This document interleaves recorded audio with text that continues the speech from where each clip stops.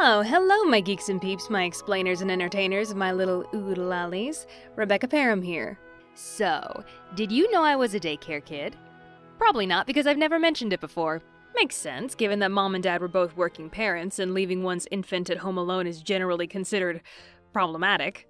Now, I know it might be hard to believe, but I haven't always been the pinnacle of refinement and maturity that you see before you today. No. As a kid, I was a bit of a rascal. For example, the box story. Now at this daycare we had a big playroom, and in this playroom there was a dark little alcove where custodial stuff and equipment was kept all the time, and one morning during playtime I noticed someone had left a large box there. Big enough for a child to hide behind. Now there's a concept that I call kid logic, and it's basically just a name for that randomness that kids possess, or the absurdity that is their reasoning sometimes. For example, when I saw that box, that's when my kid logic kicked in, and I said, I'm gonna hide behind that box for as long as possible and see what happens. This is a great idea. So when the adults weren't looking, I slunk behind the box and crouched down, hiding myself entirely. I must have stayed there for half an hour before playtime ended, and they ushered all the kids away to a different room for a new activity. And funny enough, the adults were none the wiser I was gone. I've beat the system. Now this is what gets me. It took an hour of me hiding before an adult came back to the room and visibly began looking around for something. Couldn't imagine what it might be. Now where did I leave that small child? Must be around here someplace. I peeked my head up over the edge of the box to watch, but that proved to be my undoing. I was spotted!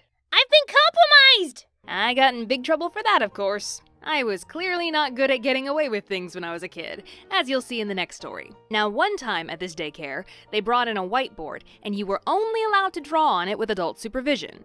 Okay, I won't draw on the board. Instead, I stole a green dry erase marker when no one was looking and proceeded to decorate my face. Hey, listen, I didn't break the rules. They specifically said don't draw on the board. They said nothing about my face. I put the marker back and walked away, but was promptly spotted by an adult. Becca, did you do this to yourself? No. Did somebody do this to you? Yes. Who did it? Well, sheesh, I hadn't thought I had that far. And I honestly didn't even think to blame another kid. Instead, that good old kid logic kicked in, and I came up with the most foolproof story that was sure to get my hide out of trouble. I was minding my own business looking for something to play with, and then the markers came over and marked on my face. Nailed it. I will never understand how that daycare worker kept a straight face, but off to timeout I went. So, what are you in for? Disrupting the status quo? Whoa. I stuck gum up my nose. Something I haven't mentioned yet is that my sister Rachel also went to this daycare, and because she's 2 years older than me, she got to be in the big kids program called the Superstars, and I was so jealous that I took to calling them the Stupid Stars. Extra crispy on that burn there, little Becca. But one thing that will always be a significant memory to me is the day I discovered that the Superstars had a Nintendo. Better yet, they had Super Mario Brothers. And that, my little oodle-lollies, was the first time I ever saw a console video game. I thought I was looking at magic. And that became the only thing I ever wanted to do at playtime, was go over to the big kid area and watch them play Super Mario Brothers. Don't you dare tell me that gamers aren't real entertainers. I was watching people play video games long before the Appliers and Septiceyes and D-Pies of the world made it a thing. But when playtime was over, the daycare staff had to pry me away, kicking and screaming from that TV set.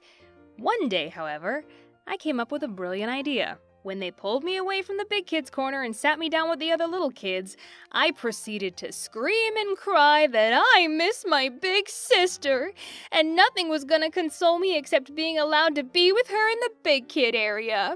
I guess the adults didn't know what else to do, so they actually let me go back over. Holy Crayola, that actually worked.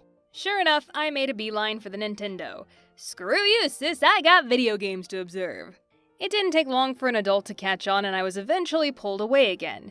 When I tried the same shtick, they gently said, Becca, you say you miss your sister, but every time you go over there, you just watch them play video games.